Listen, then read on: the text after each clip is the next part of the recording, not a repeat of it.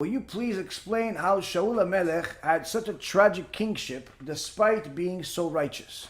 He didn't even want to be a king in the first place. Did Ruach Shtut take away his free will? Thank you. No, the Torah says, and the Gemara discusses it, that Shaul HaMelech, as righteous as he was, got Yetzirah, got Ruach Shtut, what they call Yetzirah, and he was led to believe that David HaMelech was trying to steal his kinghood.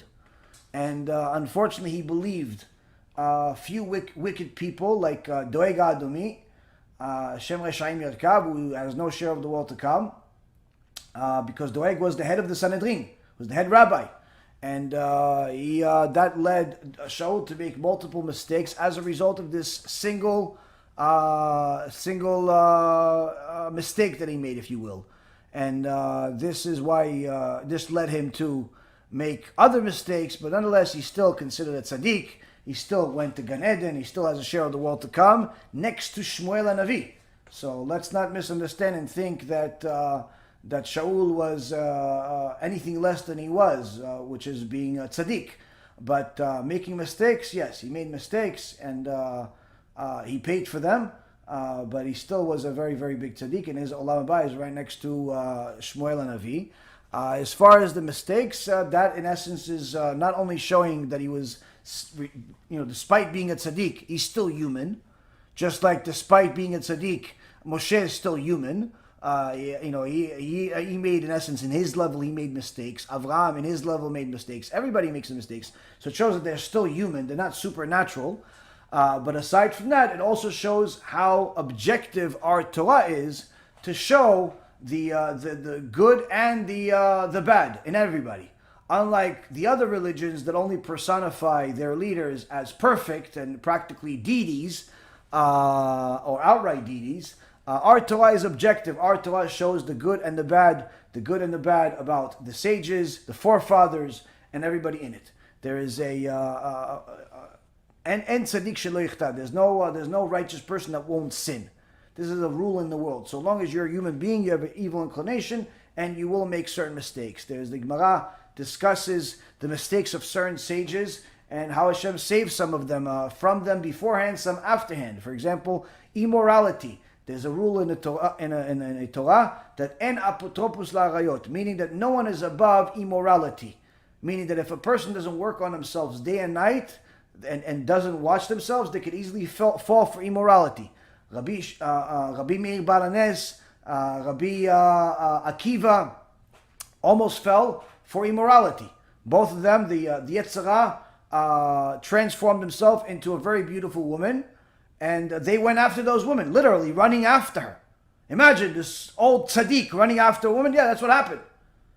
And one of them swam across the river for it, and wanted to go after this woman. And last minute, their Torah protected them, and the Yetzirah transformed back into the Yetzirah that he is, into the Satan that he is, and said to them, if they didn't scream your name in Shamayim saying, Rabbi Akiva or Rabbi Meir Balanes, their Torah is very precious to me. Don't mess with them.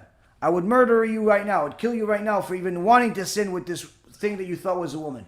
Meaning that, but it was to show them that they're still human. Even Abaye says that when he saw these two young people didn't know each other.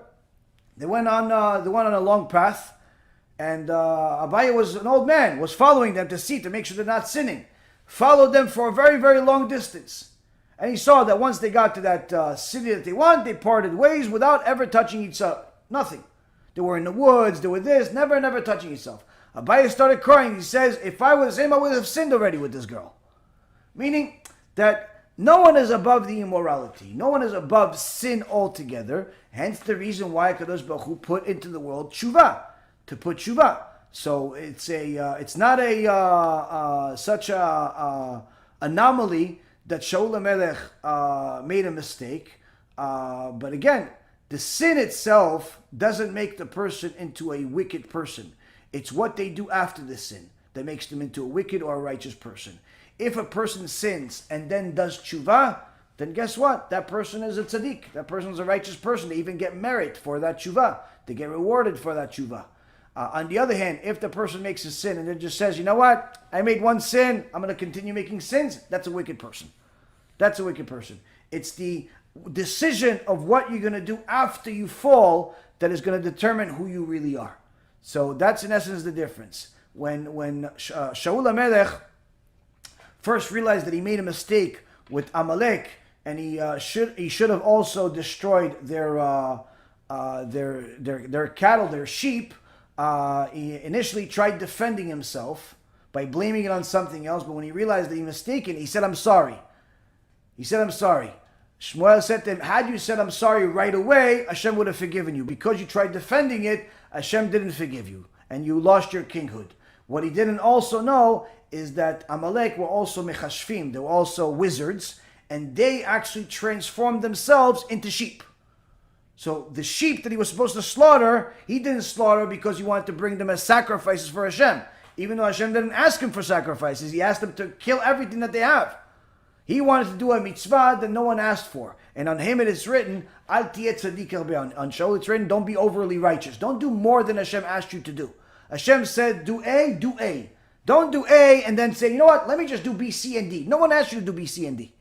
And this is not to be confused with Chassidut. Chassidut is not doing B, C, and D. Chassidut is doing A better than you're even supposed to. You're still with A, but it's even better than what A is supposed to be.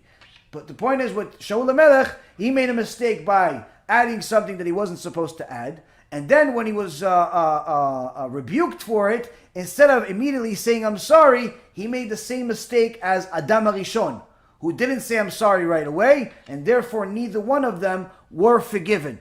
Were forgiven right away, only after the fact. They said, I'm sorry, but they still had to get some type of punishment. Had he said, I'm sorry right away, then Hashem would have forgiven him. And to also prove that Shaul HaMelech was a very righteous person, is the Gemara says that if Shaul HaMelech and David HaMelech's roles were different, the opposite of each other, meaning that if David HaMelech would have been the first king, and Shaul HaMelech would have been the younger one, Hashem would have allowed Shaul to kill David.